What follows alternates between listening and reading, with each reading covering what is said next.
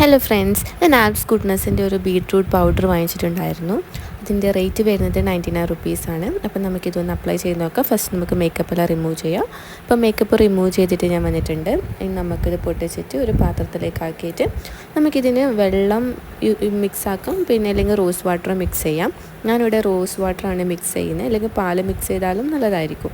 അപ്പോൾ ഇത് നമുക്ക് നമ്മുടെ ഫേസിൽ നന്നായിട്ട് അപ്ലൈ ചെയ്ത് കൊടുക്കാം.